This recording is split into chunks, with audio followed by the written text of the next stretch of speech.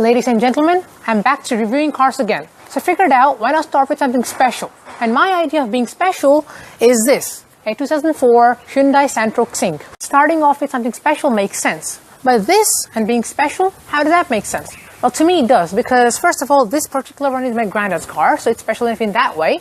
Apart from that, the Santro, sold from 1997 to 2014 in India, is one of the most popular hatchbacks ever. It's practical, it's got simple mechanics, it works all the time, it never breaks down, it's reliable, it's got a tall boy design, it's got a nice driving position, it's practical, it's cheap, it's the ultimate one.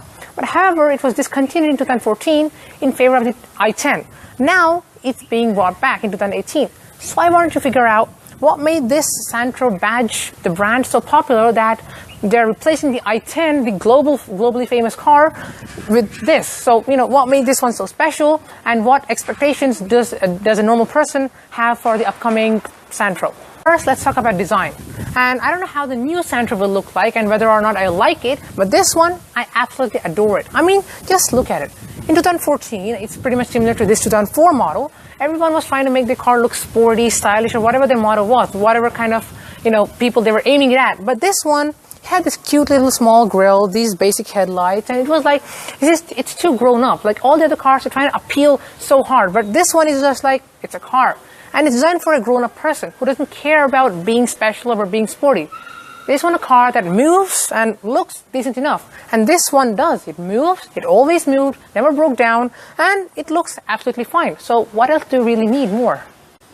I really like the rear end of the Santro Xing because, just like the front end, it's simple. It's not shouting. It's not trying to be special or sporty or posh or whatever a car normally tries to be. It's just simple and logical. But what I don't like about it is that there's so much badging. There's the Hyundai badge, then there's the ERLX, then the Santro, the Xing, and the faded XD badge. There's so much badging that, it's just a bit too much. But apart from that, it's perfect. But what I like best about the Santro Xing's design is its side profile, which shows its tall boy design. You can see that the roofline is flat, nothing coupe, nothing sporty, and it also has that famous tall boy design, which means that the body is really tall, which ensures that the seats can be raised up, which means that you get a nice high driving position, lots of headroom, and in the end that means that the cabin feels airy, and even tall people get lots of headroom, and it feels like a more grown-up car than just a small compact hatchback. Just like the exterior of this car, the interior is also very basic. Not bland, but very basic, which means that it's functional. Now in 2014, it might seem a bit too bland, a bit too basic, and a bit too dull, but back in 2004, the average Indian dad or granddad was absolutely satisfied with this car. It was simple.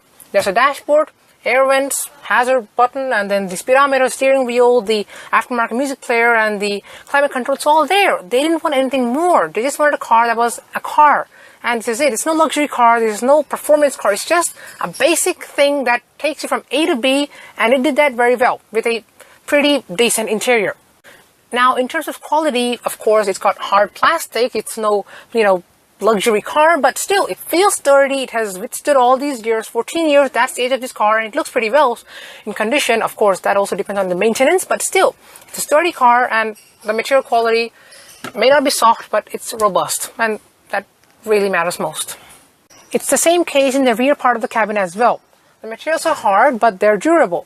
And then the space, just like up front, is a lot. Because first of all, this car is quite tall. It's called a tall boy design. And that's why the seats are raised as well. So even though there's actually less legroom in terms of the gap, you can slide your feet underneath the driver's seat because there's so much space underneath there. So you don't see the legroom from outside. The gap is less. But when you get inside and stretch your feet, they really can go quite, distance because the seat is raised up. And that's what really made this car so comfortable. Apart from that, it's very bright because the door panels, the pillars, they're all so small that you get so much ventilation in here and so much visibility. It makes driving easy. It makes the whole cabin airy. And, that's what I really, an Indian family back then really wanted. Something that was family friendly. And this car perfectly was. Apart from being functional, this interior is also quite quirky. For instance, the door panels, they're so slim, so small that they couldn't fit a speaker in there. So there's no speaker down here the way you have in a normal car. Instead, it's beside the glove box, and that's why the glove box is so small. And then also the rear electric, windows, instead of being mounted on the driver's door panel, you only have them here because they couldn't possibly find enough space to put them there. The same case is also for the rear, the rear passengers, rear electric windows. They couldn't fit them on the door panels, so instead they had to put them near the footwells. Another quirk of the Santro Xing is that there are seat belts. Of course there are, but there's nowhere to latch them in. See, there's nothing there. The front passengers get the latches, of course they do, but the rear ones don't. So back in the day, seat belts for the rear passengers clearly were not mandatory. So Hyundai figured out, we'll give the belts just to show off, but we don't really need to give the latches. And so there aren't any latches to latch them in. The 263 liters of boot space that the Santro Xing offers you might not sound like a lot today, because even the previous generation Volkswagen Polo had 280 liters of boot space. But remember that this car is much narrower, much shorter than that car. So back then, this car had an exceptionally large boot.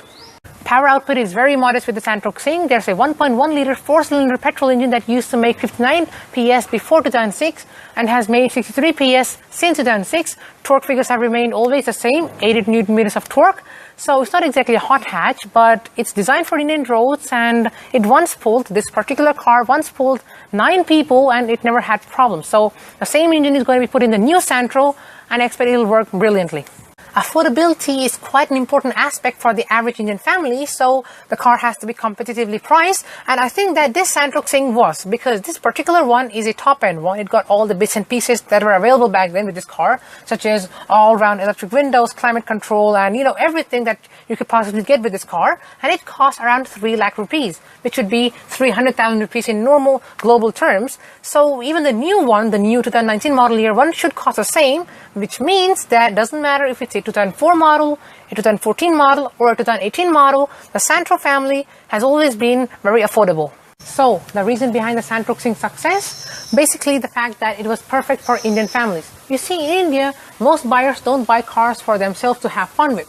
They buy family-oriented cars like these, which are practical, affordable, reliable, and feel, sturdy enough, and they look good. And this car fits the bill perfectly. It had, conservative styling, not too controversial. It had lots of space, the tall boy design, and, high seats, nice driving position, and it was reliable. It never broke down. This particular car never broke down. It had a punchy engine, which this car brought 9 people home, without having any trouble. And, it was affordable, 3 lakhs for the top-end model, which is, really affordable. It's perfect. So I hope that the new model continues this and becomes even more successful. So if you enjoyed this video, then please like it. If you know someone who's interested in this topic, then please share it with them. And if you want to show your support to me, then please subscribe. If you have any ideas or suggestions, then please comment below. If you want to find out more about me, more behind the scenes stuff and background information, you can start following me on Instagram. The link is in the description below. Thanks for watching, and I'll see you next time.